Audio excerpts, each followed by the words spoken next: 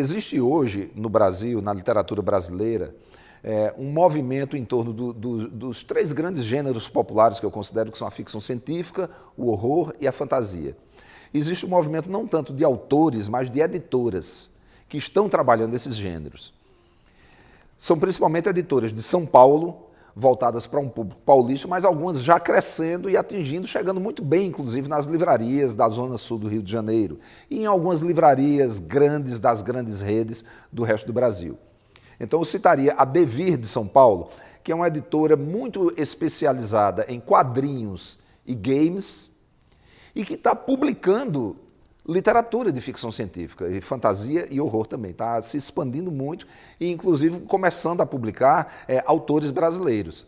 A Devir tem uma coleção dos melhores contos de ficção científica, as melhores novelas brasileiras de ficção científica, uma série de antologias editadas pelo Roberto de Souza Causo, por exemplo, que faz um levantamento muito bom dessa ficção contemporânea brasileira. A editora Aleph, de São Paulo, ela publica clássicos da ficção científica traduzidos pela primeira vez ou pela segunda vez aqui no Brasil. Então ela está publicando desde os clássicos mais antigos, como Isaac Asimov e Arthur C. Clarke, que são caras que já estão aí no mercado há 50 anos, até outros que também já estão há certo tempo, mas eram pouco conhecidos no Brasil, como Philip K. Dick, a Ursula Le Guin, o Neil Stephenson e vários outros. Então é um trabalho muito bom e a Aleph está se consolidando como uma editora de livros estrangeiros, mas ela vai partir para editar em breve, isso é o que eles falam com a gente, autores brasileiros também.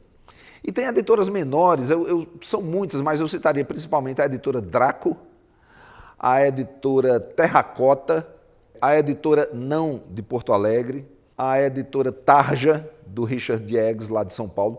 Todas essas editoras estão lançando muitos romances de fantasia, ficção científica e horror dos autores brasileiros novos. Tem uma galera talentosa.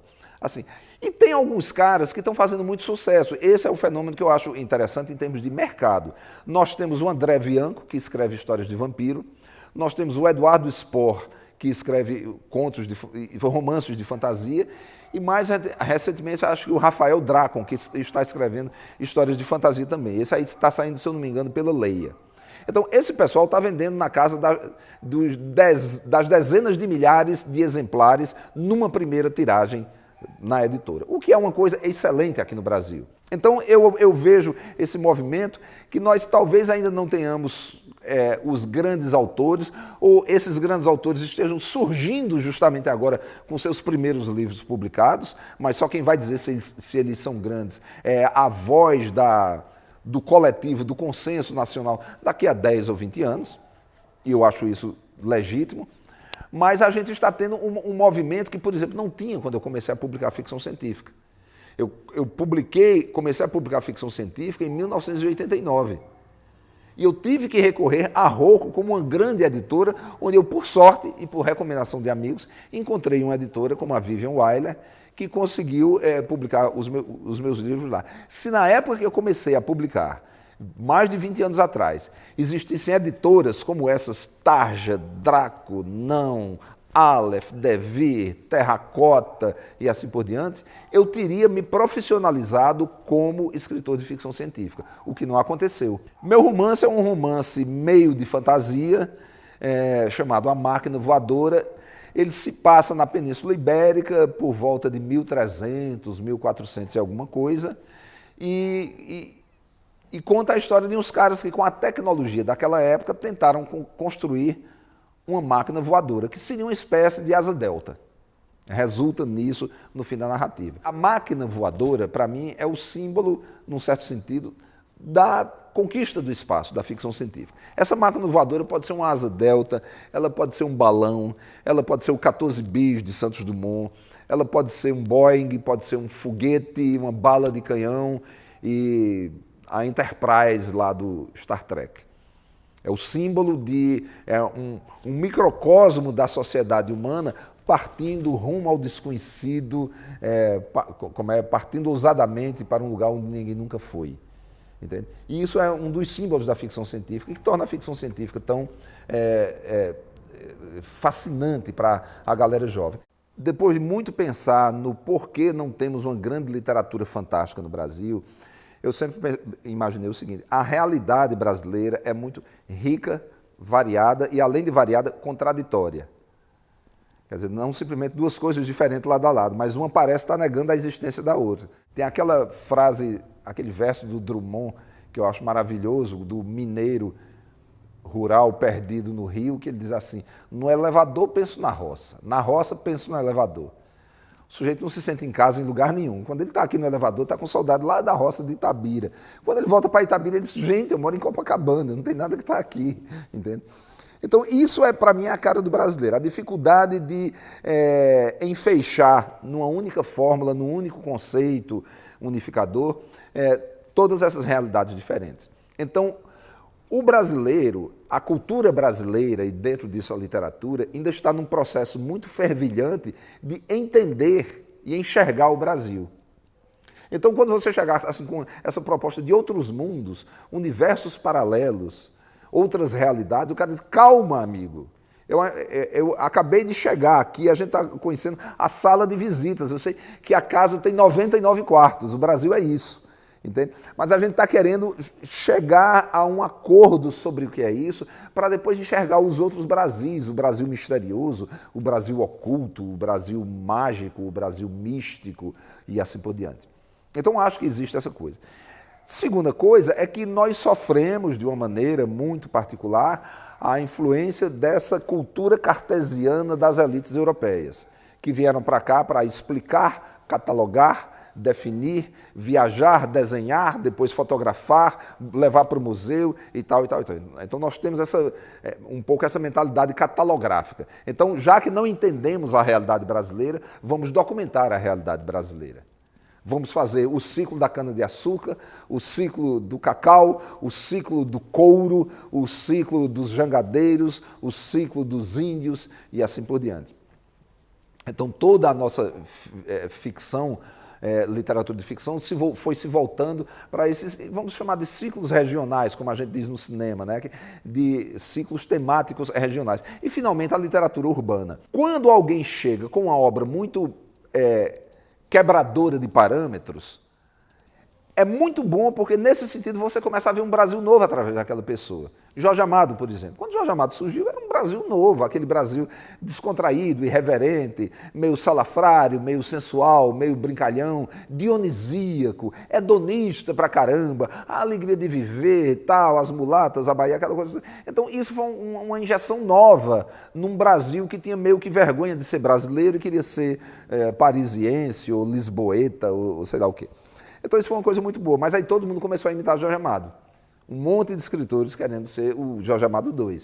Surge Guimarães Rosa, que não só tinha um universo peculiar, como uma linguagem peculiar. A gente tem milhões de escritores hoje querendo imitar aquela sintaxe, aquele vocabulário de Guimarães Rosa.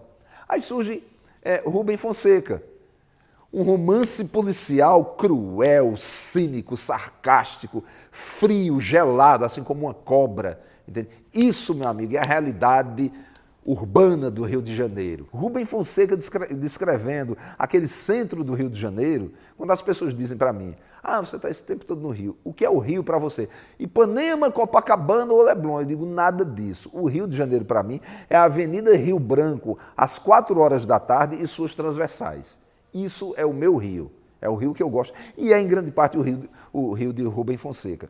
Entende? Esse Rio, assim, urbano, daqueles caras de paletó, saindo de um escritório para entrar em outro, aquelas maquinações, aquelas moças, aquelas secretárias bonitas de salto alto, tomando cafezinho ali no centro e já azarando um cara, já paquerando ali de longe, e 1000 histórias e 1000 tramas envolvendo banco, dinheiro, negociata, documento, advogado, juiz, polícia e tudo mais. Aí todo mundo está fazendo isso, todo mundo está escrevendo romances e contos dentro dessa realidade que já existia, era visível. Mas quem viu primeiro, literariamente, foi Rubem Fonseca. Então, acho que, de certa forma, se a gente tiver amanhã um grande escritor de ficção científica que consiga arrebatar num único gesto, com uma única obra, os prêmios literários, a crítica literária, o respeito acadêmico, que é muito importante, e o público, aí você vai ver um monte de escritores de ficção científica saindo e se multiplicando atrás desse. No Brasil funciona dessa maneira. Agora, nós temos ainda o viés realista muito forte na nossa literatura.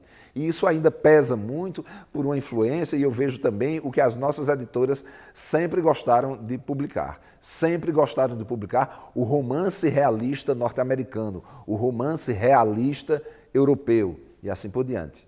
Agora, eu gosto do realismo porque me mostra essa realidade que está diante de mim, e eu gosto de saber melhor. Por exemplo, o Rubem Fonseca ensinou a mim, com 20 e poucos anos, lá na Paraíba, como é que o Rio de Janeiro funcionava.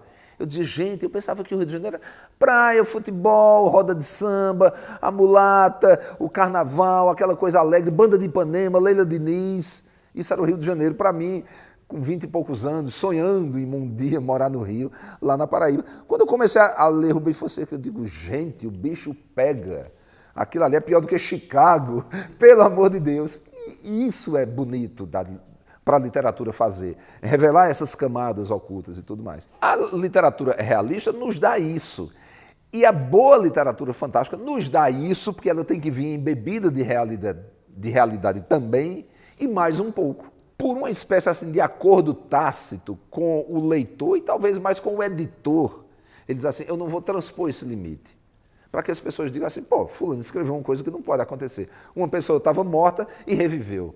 Uma mulher estava aqui estendendo lençóis no quintal e de repente subiu ao céu, como em Gabriel Garcia Marques, e assim por diante. Essas coisas não podem acontecer. Então tem muito leitor, aí é onde eu critico o leitor do romance realista, não o escritor, mas o leitor do romance realista, que está lendo um livro que chega na página 300 do livro, está adorando o livro. E se na página 300 tiver uma coisa que não pode acontecer na realidade como a conhecemos, ele fecha o livro sentindo-se logrado e não continua a leitura. Isso eu acho que é burrice. É não querer ampliar o seu código, o seu contrato, o seu pacto literário com o autor. Porque todo livro tem um pacto literário, que você, quando abre e está lá, capítulo 1, você está 0. Você não sabe o que é que tem ali dentro. Às vezes já leu alguma coisa na imprensa, mas o ideal é que você entre 0. Hoje em dia é cada vez mais raro a gente abrir um livro e começar a ler sem saber a história do livro, sem saber nada sobre aquele autor. Por isso que é bom procurar o obscuro, o difícil. Mas geralmente você entra ali e o autor diz assim, pega na sua mão, na mão do leitor, e diz, vem comigo que eu vou te mostrar isso tudo. E você dá um crédito de confiança a ele. E muitas vezes o leitor entra no livro pressupondo um pacto que não estava na cabeça do autor. Então começa aquela história, fulano de tal, pegou o ônibus, entrou no escritório, ficou trabalhando, tal. Se de repente aconteceu uma coisa meio Kafka, aconteceu uma coisa meio Cortázar, aconteceu alguma coisa meio Garcia Marques com esse personagem, aí o leitor vai achar que foi enganado, que comprou gato por lebre. Quando, na verdade, ele pode estar comprando uma coisa muito melhor do que a lebre original.